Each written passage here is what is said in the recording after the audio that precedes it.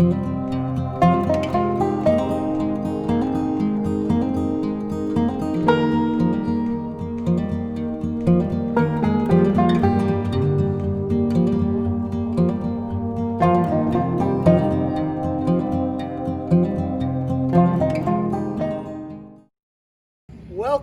I am Mike Fitzgerald, the General Manager of the MIT Endicott House. We welcome our friends that are coming back, returning. This is our fifth segment in conjunction with MITAC. We want to thank Diane Tavician for allowing us. This is going to be a three-part episode on the history of the estate and basically the three families that have owned the property: the Weld family, the Endicotts, and the MIT family. It has quite a unique history.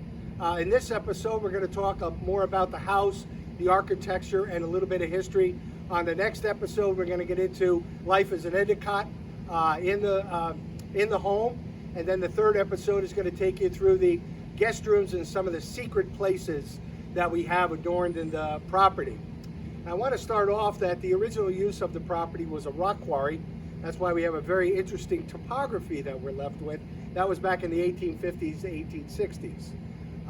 After that period, there was a Stephen Minot Weld, who was a graduate of the class of 1862 at Harvard University, signed up with the Army of the Potomac during the Civil War, and worked his way up to Brigadier General.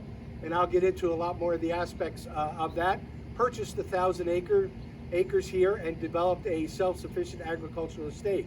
For all of those that have been on the property, you will see as you make your drive up from the entrance, it was intended to be a very feature of you coming in and really gaining a feel of the property.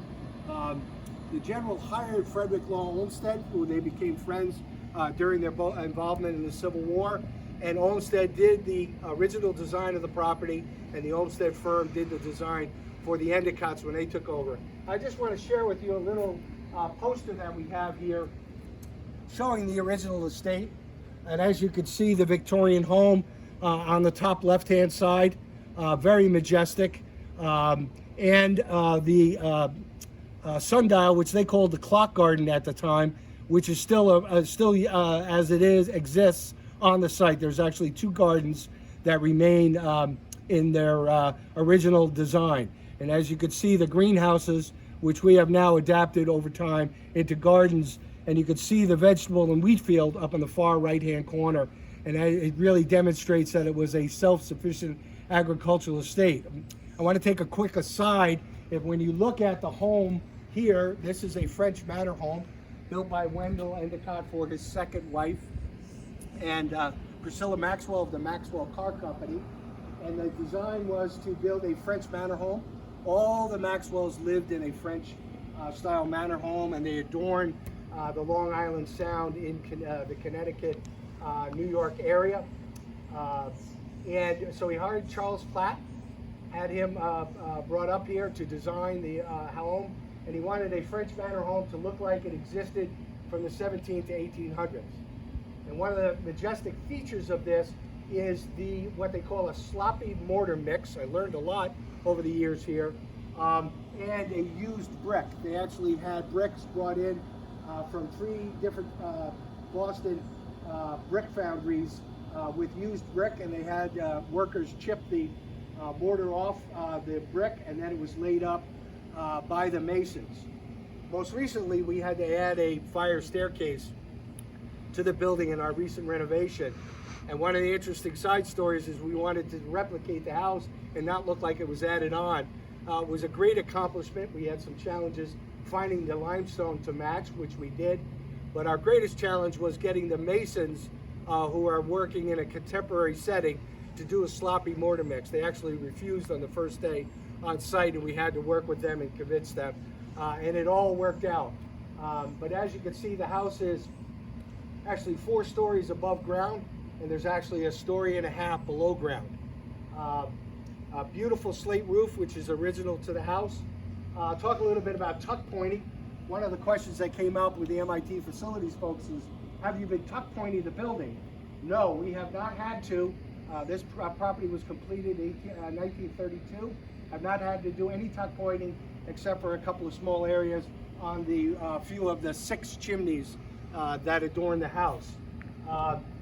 Just the last piece on architecture before we get inside is that these homes in that era were built from the ground up. So you can look at the sub-basement that was formed in, pillars were set in place, the basement floor was set in, the concrete was poured. Each floor is at least 14 inches of poured concrete, and they built the house up floor by floor. So once they closed in a floor, the indoor workers could move in on that floor, and the outside construction would continue. A little different than how homes are built today. Everything is in an envelope type setting where you enclose the building, and then you move inside with all of the work. Just a little tidbit back at the, I had the great fortune of meeting 2 of the Weld granddaughters a number of years back when we created the book that we have of the history of the property. And that home was about 38,000 square feet. This one is just about 41,000 square feet. And the 2 Weld granddaughters, when they came here, felt that the home was too ostentatious for the setting. And so I had gone and done some research, and I found out the actual square footage. So we used the little joke that once you cross over 40,000 square feet, you get into an ostentatious situation, which is quite comical. But I want to take you inside. We're going to go through some more of the architecture and look at some of the finishings inside the home. And let's go inside.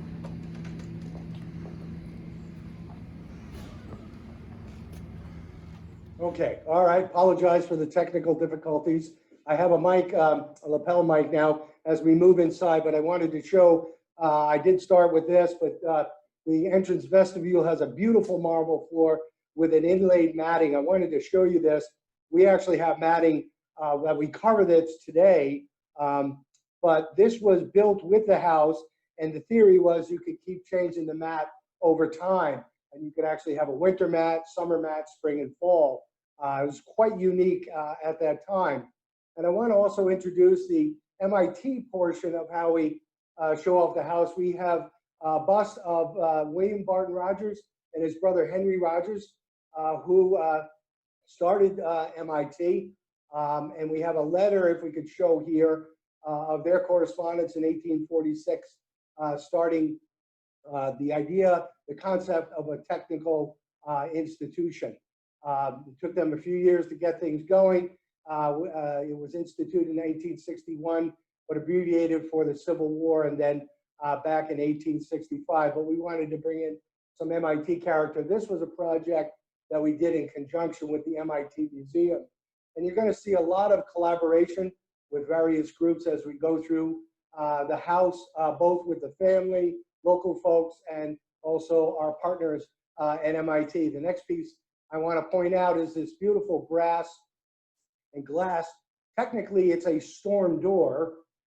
What it did was keep the cold from the entrance door into the rest of the house. We are working on repolishing this now, but as you can see, it's very ornate. But back in the Endicott days, with all of the staff that they had, they could keep this polished on a very regular basis. So we're hoping for our reopening to have this back fully and shining. So now moving into the lobby area, you're going to see a little bit more of the look as it is today, as we use as our being a conference facility. We have our reception desk, and you're also going to see as we go through all 3 of the episodes what we are doing to meet the sanitation requirements of COVID-19. We're working with MIT Medical and other groups on campus to make sure that we're fully compliant. I did forget when I was out in the entrance outside, I was so excited about getting into the architecture. We will have all kinds of questions at the end of each episode. So both today we'll have a period for questions. But as you can see, it functions as a kind of a hotel reception lobby area where guests can sit, either entering or coming in or going out. The next piece I want to point out is this late Renaissance frame, mirrored frame that was purchased by the Endicotts. About 30 years ago, MIT took it to a restorer because it was very banged up, chipped, and was falling apart. And so spent a lot of time and effort in reclaiming that. And you'll see that as I go through some of the other pieces, but it's absolutely a beautiful, beautiful piece. Been here in this position, as I understand it, from the opening of the house. That's the term I'll use when the Endicotts first moved in. Next, I want to move to the beautiful limestone walls that we have carried out throughout this first floor. And you can see some of the intricate work that is done in carving into the limestone. And the next piece, this is a shelf, glass shelf that we had installed about 4 years ago. We are working in conjunction with the MIT Glass Lab, and we are selling various ornaments that are created by the students in that group. And we've sold a number of the glass pumpkins. We're very famous at MIT, and we will continue to do that in working with the Glass Lab. And as you can see, it's very nice and spacious. The lighting pieces on the wall, they are original to the house. One of the things I do want to point out is over time, we've been able to LED about 95% of the house, which is quite a challenge with all the chandeliers and sconces that adorn the house. So we're very proud of that accomplishment as well. I'm going to move all the way down the main hallway and describe various pieces, some of the functionality today and how it correlates with the past. But the next piece I want to point out, and I want to start off with, if you could imagine 4 years of construction. It began in 1928 and finished in 1932. Priscilla and Wendell Endicott had a fair amount of time in their travels, and Mr. and Mrs. Endicott both predominantly in Europe, in collecting various antiques, art pieces, rugs, sculptures to adorn the house. This is a Renaissance era Italian niche. And as you can see, it has some of the very same features as the frame on the mirror, but it's a very beautiful piece. We have an accompanying one at the opposite end of the main corridor. A funny little story, one of the employees a number of years back said, "Oh, geez, we need to paint that and get it all looking up really sharp. It's kind of dull." And as people know of antiques, once you start touching something like this without an expert, you're going to decrease the value of that unit. But these are inlaid into the wall, quite unique pieces. I'll move over here to the coat room, which we still use today. It was a coat room that was part of the house. Again, a grand mansion like this with entertaining business meetings and all sorts of things. Guests would need a place to hang their coats, and especially on formal galas that the Endicotts hosted many a time. In addition to that, they would have guest restrooms. You know, most of us, all of us, I guess, or most of us that live in a home, we don't have a guest bathroom, men's and women's, but they did have that. I'll show you the women's room. This is the men's room, and then what we use today as our sales office was actually the mud room. In the introduction, if you saw off to one side, you saw a doorway at the corner of the house. That was the entrance into the mud room. So the children, when they would come in from playing whatever activities, they would come in through the mudroom, wash up, and then make their way into the house. And Mr. and Mrs. Endicott and the servants as well that are working maybe in the gardens or on the grounds would use this room. The next pieces I want to point out, we have two Danish deacon pews. So these were the deacons of a church, and again, brought back by the Endicotts, and they would be adorned up near or on the altar in a particular church for the deacons to sit. If you look at, I'm going to also talk a little bit about the interior decorating that we've done over the years of MIT, and especially over the last 23 plus years that I've been had the opportunity to be here. This is our third set of cushions and pillows on the bench, and as you can see, we really strive to keep the very nice character and ambiance of it being a private home. Next, I want to point out that Wendell's grandson, through his oldest child, Martha, David Gannett, came to me about 10 years ago, and one of our partners in MIT Resource Development, and said he wanted to have the house show some of his mother, Martha, who lived in the house with Wendell, Priscilla, and Brad, and Priscilla Endicott, his half-siblings, her half-siblings rather. And so he wanted to have that memorialized to some degree, and so we agreed to that. And so he brought pictures. He lives in Seattle. You can imagine travel cross country with all these. It took him almost a year to put everything together. He was very meticulous at what he wanted to do. And there's a portrait of Wendell serving in his uniform in the First World War. And I will also talk a little bit about military, his military involvement and aspects within the house, and his hunting and fishing expeditions with his military colleagues. So that's going to be another conduit within the story. And then you see a picture of him with Martha, and then he wanted to have wonderful portraits of his grandmother, actually a very, very charismatic woman. She never lived in this home. She passed away quite before, 10, 12 years before this house was purchased. And then moving back and talking about Martha, who lived here from when the family moved in through the late 1940s. She actually had her wedding here. That was the first wedding ever done at the Endicott House, and we're looking to continue that tradition on. We have done a number of weddings over the last few years, but are hoping for them to come back in the future. But this is pictures of Martha, his daughter, with Wendell. These pictures are actually at the Endicott Estate in downtown Dedham. That was the house that Wendell grew up in, which was owned by his father, Henry Endicott, who was the investor into what became the Endicott Johnson Shoe Company. And Wendell was vice president of sales and marketing. And some pictures of Martha, and as you can see, she was very much into the athletics, sports, and arts. A very, very creative person. And we also have a picture of her, and this is at the time that she would be living in the house. And then we have this pencil drawing, and we have also a chalk drawing, which I'll share with you in one of the future episodes that we have upstairs.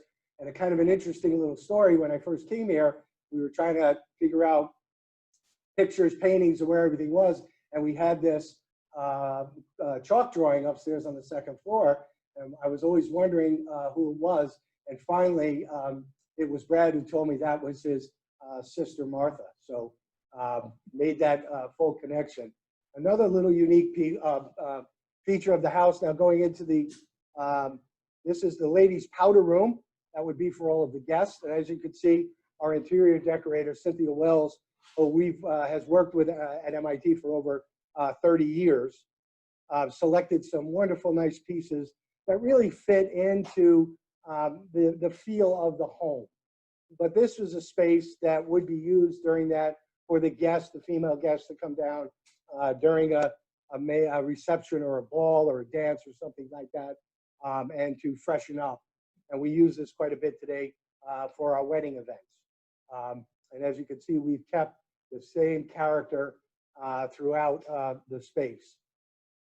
That's one of the rooms that a lot of people talk about that, well, most men don't get a chance to see, except for the ones that work here, but it's a great feature of the house. The next thing I want to point out is this pathway to the back of the house, what we call in the hospitality business, back of the house, front of the house. And these were basically offices for service staff as well as storage. There's a tremendous amount of storage because they had linens for each and every season, clothing, and so on and so forth. And they had a very, very good amount of storage. So this entranceway did not exist until MIT, after MIT took it over. I don't know exactly when, but with the understanding, it was probably in the late 60s or early 70s. And they cut through this concrete wall and the plaster, laid in a piece of limestone to make it look as if it was original to the house, trying to match the other features, and as well a very nice ornate entranceway. We have two ways of entering in and out because being a larger, function and meeting facility, we need more space of egress. So carrying us back through the hallway, and if you look way down in the far ground, that's the matching Italian niche. Next piece I want to point out is this Austrian clock, and it had all of the phases of the moon. It's an astronomical clock. It was gifted to us by the Coolidge estate. Mr. Coolidge was a very prominent member. I believe he was on the board at MIT at one point, and he gave his property to MIT, and this is one of the pieces that we were able to get here and be able to display.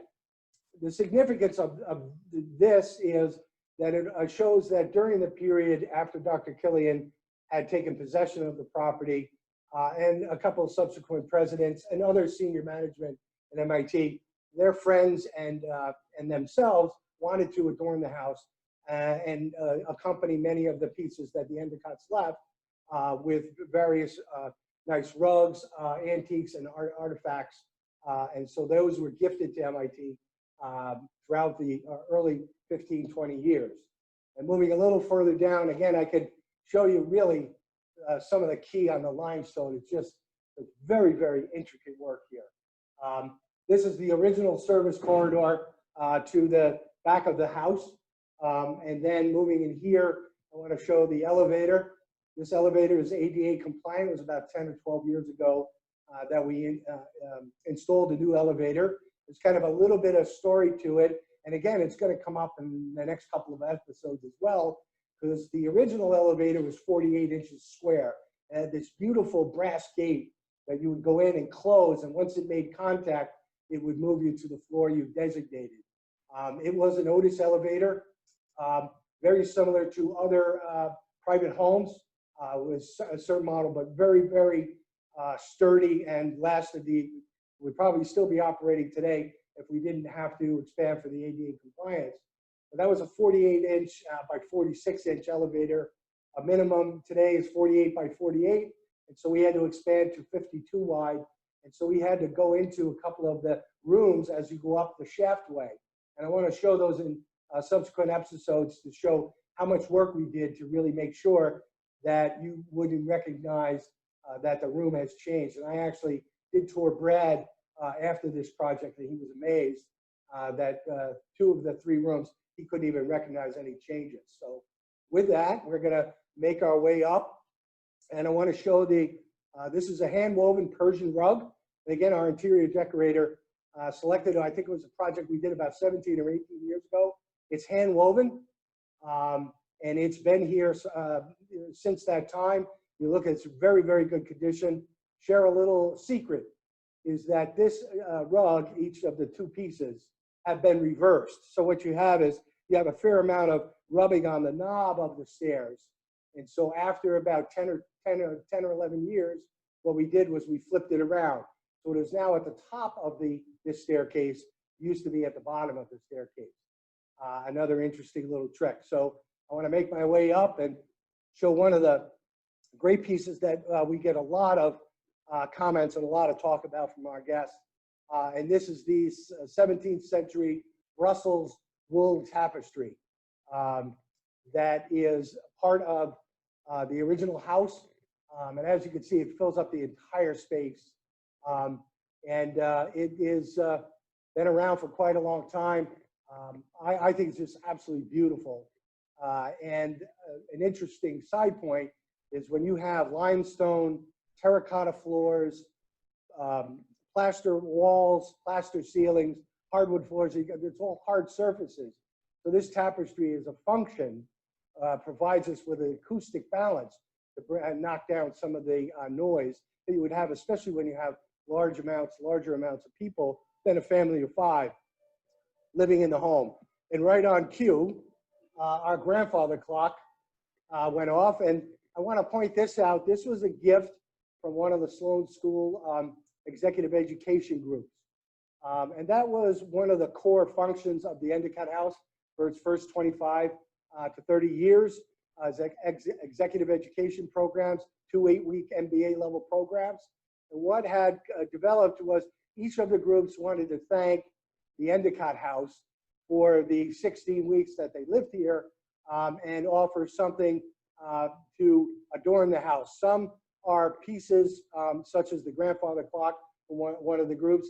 Other groups had decided to give something more functional. Maybe it would be some grounds piece of equipment that was in need at that particular time. And as the story goes, I was told one year group purchased a vehicle for the staff to be able to use as part of the operation. So again, a lot of connections with a variety of people. And we have a list of all of them stored in the attic, and that would be for sharing with you in other episodes. So for those that watch the beverage segment and coming down from the attic, we're hopefully going to get up there and take a little, explore a little bit more. And moving up into the upper floor, some things I want to point out here. So in a formal dinner or a ball or a dinner dance that the Endicotts would host, Mr. and Mrs. Endicott would be up here to greet all the guests as they arrived and came into the home. And they'd be in their formal, she would be in her gown, and he would be in his tuxedo, greeting all the guests. Furnishings were a little different. I also want to point out the beautiful view on these French doors. And if you can imagine on a beautiful spring fall day when we have the doors open and the breeze is coming through the house, it's just quite a great feeling. I also want to point out the draperies. When I arrived here 23 plus years ago, it was one of the first projects I was asked to work on was to try to spruce things up. The draperies had been around for over 20, 25, close to maybe 30 years in some of the rooms. They were deteriorating and looking not the best. And so working with Cynthia Wells, our interior decorator, I went and sorry about that little confusion, but I met with her and we looked at all the different rooms and how we would adorn those with draperies. One of the interesting challenges is not only finding an appropriate fabric and color and pattern that fits in, but also we had to meet the fire codes of the current era. So we had to meet the California fire code. So finding the material and then the material that could accept that fire code. In some cases with trial and error, but this has been re-cleaned and this is original. So this is about 22 years old here. Some of the other rooms are the same. There's a couple that we have redone. The next piece that I want to point out is this beautiful chandelier that was brought again from Europe. It's again that Italian Renaissance kind of motif to it, but even more significantly, the plaster ceiling. So I was told how this was made was there was a reverse mold cast set, and they filled it with the plaster, and they hoisted it up against the whole entire thing, and then forced it against and held it tight against the ceiling and let it cure. It took, I was told it took a fair amount of time to make sure it cured properly because you don't want to take it out too early. But about 4 or 5 years ago, we had to paint the entire new ceiling up here. And our maintenance guys were very concerned. And they actually took very, very small brushes in that entire circle and painstakingly painted that because they did not want to have anything negative happen to it, make any dents or tears or anything on that plaster. And I'll share that with you in some of the other rooms that have some very ornate painting and work. So that is our first episode of the 3 episodes. I'm going to put you in with a little tease. Our next episode is going to be living as an Endicott, and we're going to go into stories about how they enjoyed the living room, the den, which we now call the gun room, the dining room, and very special to me is what we call the music room now. And that room has had about 4 or 5 different purposes and what I call 4 or 5 different lives. I call it the lives of the music room. And then we're also going to get into some of the back of the house area. So I want to save some of the views of all that. And we really get into some of the real architectural detail, because now we're really getting into the living quarters, where the Endicotts spend all their time. And I'm also going to spend a little time on the terrace that we have today and how the family enjoyed the outdoor area. With that, I will open up for questions, which I have to find our question person. Do we have any questions? No questions have come in yet, but I did just want to remind everyone the next episode will be on August 12th, same time at noon. So just wanted to let everyone know that's when our next episode 2 will be. Right, so even though there's no questions today, if you, hopefully everybody that's here today will return on that August date. And again, if you have some other questions or some other things you want to find out about, I'll be happy to answer any questions about the house, the landscape, homestead, architecture, anything throughout the three-part series. All right, well, we thank you very much for your time this afternoon, and I look forward to seeing you again soon.